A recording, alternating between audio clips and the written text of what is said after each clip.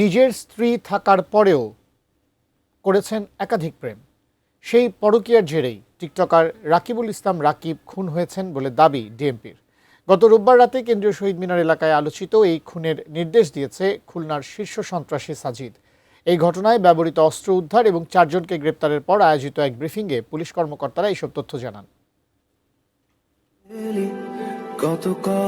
Content creator Rakibul ইসলাম রাকিব টিকটকে বাজিগর নামে পরিচিত।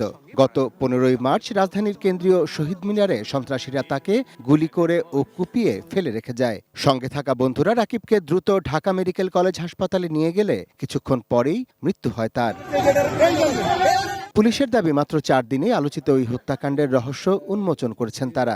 উদ্ধার করেছেন আগ্নেয়াস্ত্র, 4 রাউন্ড গুলি, ছুরিসহ হত্যায় ব্যবহৃত নানা সরঞ্জাম। গ্রেপ্তার করা হয়েছে কিলিং মিশনে সরাসরি অংশ নেয়া 4 জন সহ মোট 5 জনকে। এর মধ্যে 4 জন ছিল মোটামুটি একেবারে সরাসরি কিলিং মিশনের সাথে যে শুট করেছে তার নাম ছিল আলামিন। তো আলামিনকে আমরা এখনো পর্যন্ত ধরতে পারি নাই। বৃহস্পতিবার দুপুরে ডিএমপির মিডিয়া সেন্টারে এই ব্রিফিংয়ে পুলিশের রমনা বিভাগের উপ পুলিশ কমিশনার মাসুদ আলম জানান, একাধিক নারীর সঙ্গে অনৈতিক সম্পর্ক ছিল টিকটকার রাকিবের।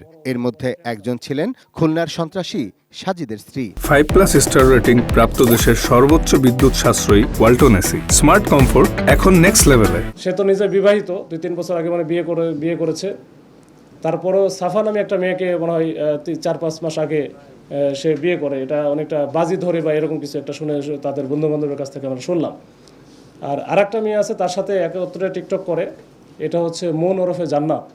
এই মন ওরফে জান্নাতের আবার হাজব্যান্ড যে আছে সাজিদ, এই সাজিদের সাথেও ভালো সম্পর্ক ছিল তার আগের থেকেই।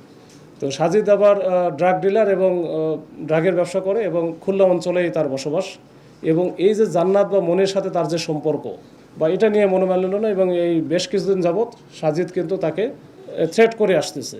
তবে এই হত্যার পেছনে মাদক ব্যবসা নিয়ে দ্বন্দ্বসহ আরও কোনো কিছু আছে কিনা তা খতিয়ে দেখা হচ্ছে বলেও জানান পুলিশ কর্মকর্তারা। সবাইকে আমরা ইনশাল্লাহ আস্তে আস্তে আমরা ধরে ফেলবো। Arafat Siddiqui, ATN news, Dhaka.